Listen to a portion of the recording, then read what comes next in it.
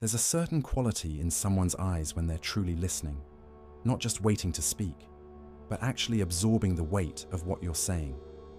You've seen it before, maybe even felt it in yourself. It's the look of someone who hears the question beneath the question, who catches the meaning hiding between your words. These are the hidden traits only true deep thinkers possess, and most people walk right past them without ever noticing. But once you see them, you can't unsee them. Part 1. The captivating opening. They're the ones who go quiet in group conversations, not because they have nothing to say, but because they're watching the invisible dynamics play out. Who interrupts whom? Whose ideas get credited? The micro-expressions that flash across faces when someone feels dismissed. While everyone else is focused on being heard, the deep thinker is reading the room like a complex piece of music, hearing harmonies and dissonances that others miss entirely. You might mistake their silence for shyness. You might think they're disengaged, distracted, or simply not paying attention. But here's what's really happening. Their mind is running multiple analyses simultaneously. They're not just processing what you said, they're considering what you didn't say, exploring the implications 3 steps ahead, connecting your statement to 17 other conversations and concepts, all while appearing perfectly calm on the surface. This is the paradox of deep thinkers. Their richest, most vibrant world exists internally, in a place no one else can see. They're often the most engaged people in the room, yet they appear the most detached. They care deeply about getting things right, which is precisely why they hesitate before speaking. They're not indecisive, they're thorough. And the world doesn't always know what to do with them. We live in a culture that rewards quick responses, confident declarations, and the appearance of certainty. We've built systems that favor extroversion, speed, and surface-level engagement. So the deep thinker learns early to translate their complex internal world into acceptable external behaviors, to compress their multi-layered thoughts into sound bites, to nod along while mentally composing entire essays in response to what seems like a simple question. But the traits remain, hidden in plain sight, waiting to be recognized. Part 2. The deep dive. Neuroscience offers us a glimpse into what makes deep thinkers different. Research on the brain's default mode network, that intricate system that activates when we're not focused on external tasks, shows heightened activity in individuals prone to deep thinking. While others' minds quiet down during rest, the deep thinker's brain lights up with connections, associations, and complex processing. It's not that they can't turn it off, it's that their baseline is simply more active, more interconnected. Psychologists call this trait need for cognition, a stable preference for engaging in effortful thinking. But that clinical term doesn't capture the lived reality. It's more like having a mind that won't settle for the surface explanation, that automatically digs deeper even when no one asked it to. Show a deep thinker a simple flower, and they're not just seeing petals and stems. They're contemplating evolutionary biology, the mathematics of spiral patterns, the symbolism across cultures, the photosynthesis happening at that very moment, and perhaps the poem that flower reminds them of. This isn't about intelligence in the traditional sense. You can have a genius-level IQ and still think shallowly about most things. Deep thinking is about the quality of engagement, the depth of processing. It's about what psychologists call elaborative encoding, the way these individuals naturally create rich, interconnected webs of meaning around everything they encounter. Here's what this actually looks like. A deep thinker reads a news article and immediately questions the framing, considers the unstated assumptions, wonders about the incentives of the source, and connects it to historical patterns they've noticed. They watch a movie and can't help but analyze the cinematography choices, the character psychology, the themes that mirror current social issues, and the meta-commentary the director might be making about the genre itself. In conversations, they exhibit what researchers call metacognition, thinking about thinking. They're not just engaged in the discussion, they're simultaneously aware of how they're thinking about the discussion, noticing their own biases, questioning their own certainty, adjusting their understanding in real time as new information emerges. This creates a peculiar kind of exhaustion that others rarely understand. The deep thinker's mind doesn't have an off switch. They can't watch a TV show without analyzing it. They can't accept a simple explanation when they sense there's more to uncover. They can't participate in small talk without feeling slightly suffocated by the surface-level nature of it. Yet here's what's remarkable. This tendency isn't learned. It appears to be a fundamental cognitive trait, likely influenced by a combination of genetics, early experiences, and neural development. Deep thinkers often report that they've always been this way, that even as children they asked the kinds of questions that made adults uncomfortable, the why questions that never seemed to end. Part 3, the paradox and complexity. But here's what most people don't realize. Being a deep thinker isn't the superpower it might appear to be. It's a double-edged sword, and the blade cuts both ways. Yes, deep thinkers see patterns and connections others miss. They understand nuance, complexity, and context in ways that give them profound insights, but they also struggle with what psychologists call analysis paralysis. When you can see 17 different angles to every situation, making decisions becomes agonizing. When you're acutely aware of all the ways something could go wrong, taking action requires overcoming a mountain of considerations.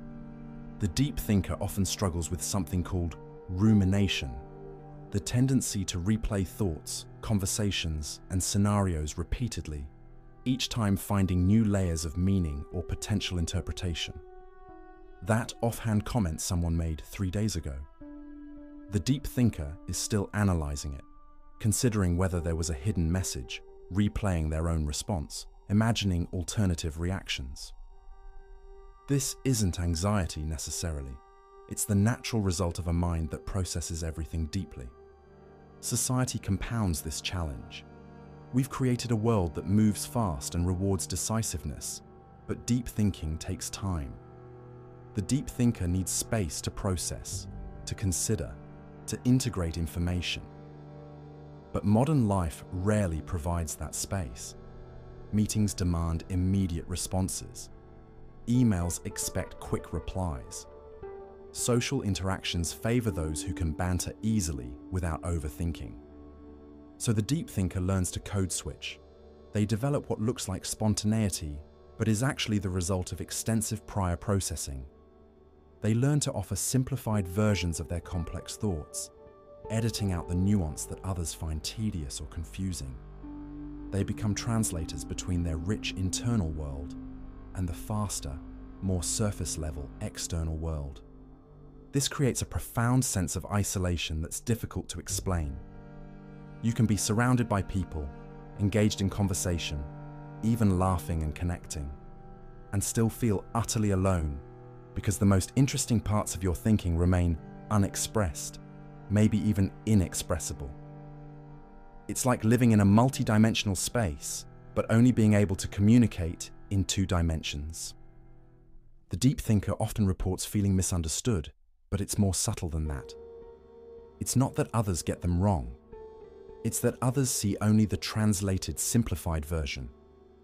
The full complexity remains private, interior, a rich world that exists primarily for an audience of one. And there's a particular kind of loneliness in being able to see connections and patterns that others dismiss or overlook. The deep thinker notices the contradictions in people's statements, the gaps in popular arguments, the unstated assumptions everyone else accepts. But pointing these out too often earns you labels: difficult, overthinking, negative, or the dreaded too sensitive. So they learn silence. Not the peaceful silence of contentment, but the strategic silence of someone who's calculated that full expression carries too high a social cost. They save their depth for rare moments when they encounter another mind that works similarly, and those meetings feel like water in the desert. Part 4, the lived experience. Picture this moment. You're at dinner with friends, and someone mentions they're thinking about changing careers. The conversation quickly fills with surface-level advice. Follow your passion. Life's too short. The usual platitudes. But you're quiet, because in those few seconds, you've already considered the person's financial situation, their family obligations, the current job market in their field, the psychological implications of identity change, the sunk cost fallacy they might be experiencing, and the deeper question of whether they're running from something or towards something.